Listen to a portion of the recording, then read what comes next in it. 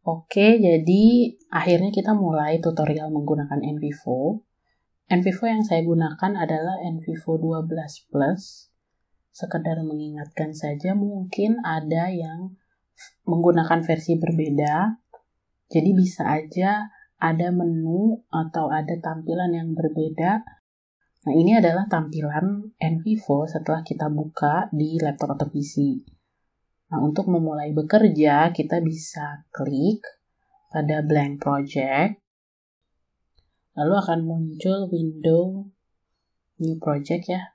Di sini kita bisa langsung masukkan nama file yang kita inginkan untuk project kita ini atau penelitian kita ini. Nggak usah panjang-panjang judulnya. Kemudian di sini ada description. Itu sebenarnya untuk memberikan informasi atau penjelasan tentang proyek kita ini. Tapi ini dikosongkan juga tidak apa-apa. Lalu di bawahnya ini ada browse. Browse itu sebenarnya boleh diklik atau boleh diatur apabila kita ingin menyimpan file proyek kita ini tidak pada directory ini. Misalnya nggak pengen di my document ya, berarti bisa klik browse, terus pilih mau ditaruh di mana. Saya tetap menyimpannya di dokumen. Kalau sudah, bisa diklik OK. Oke, jadi ini adalah tampilan working space-nya NVivo. Jadi saya mau kasih tahu, begitu buka NVivo, itu ada dua menu utama. Yang pertama adalah menu di atas.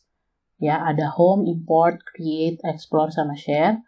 Itu sebenarnya isinya adalah perintah atau feature yang disediakan oleh NVivo dan bisa kita lakukan atau bisa kita perintahkan terhadap data kita.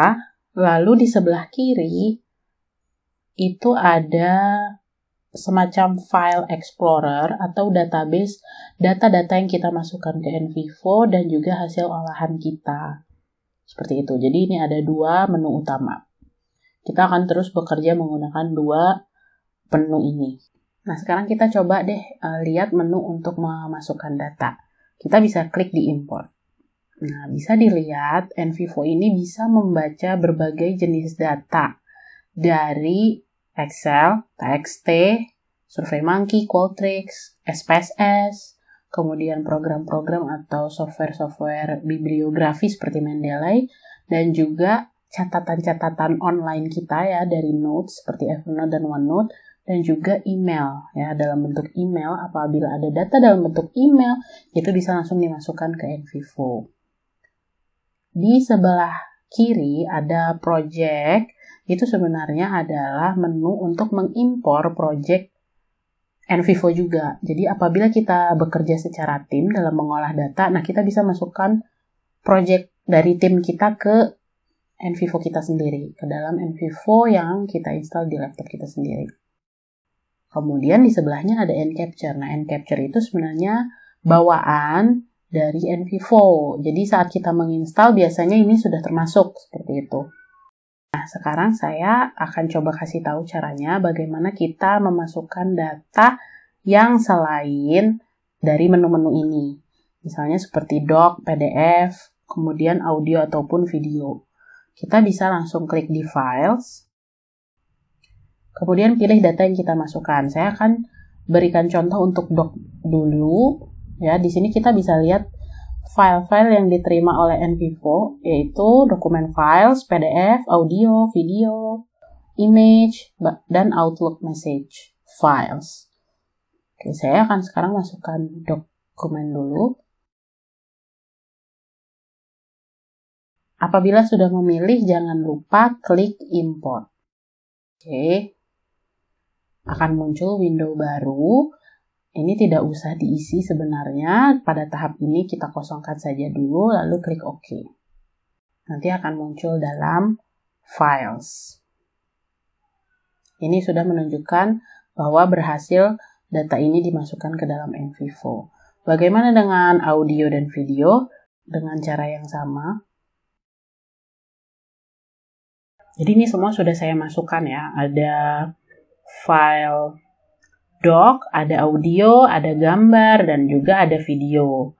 Nah, Sebelum saya lanjutkan bagaimana cara membuka file ini, saya mau kasih tahu dulu bahwa di file explorer kita, itu kita bisa benar-benar memperlakukan data-data kita benar-benar seperti di file explorer. Jadi ini kan mungkin kita punya data berbagai macam, pengen kita beda-bedain.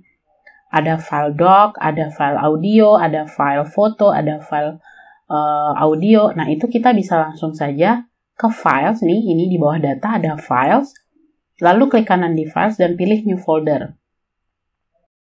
New folder bisa diisi apa, kasih nama apa foldernya, misalnya hasil observasi.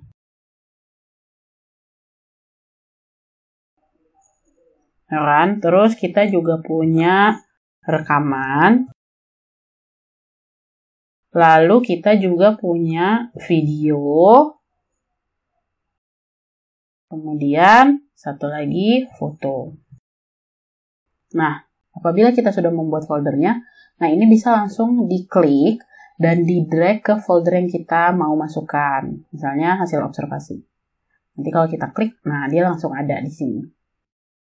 Ya, jadi intinya kita bisa mengatur file kita dalam file explorer ini. Jadi bisa dibikin folder, terserah, itu sangat tergantung pada penelitinya. Oke. Nah, sekarang kita akan coba kayak gimana sih buka file ini atau bagaimana kita membuka data-data kita. Kita coba dari doc dulu. Kita bisa klik 2 kali langsung. Dan akan muncul tab baru yang isinya adalah isi dari catatan lapangan kita sendiri atau data kita sendiri. Yang saya masukkan di sini adalah catatan lapangan, jadi bisa langsung dibuka dan dibaca di situ juga. Nah, ini ada pilihan click to edit. Ini apabila kita ingin melakukan edit di Microsoft Word-nya atau di file utamanya, kita bisa mengedit langsung di NV4 ya. Dengan tadi click to edit, kita bisa langsung edit.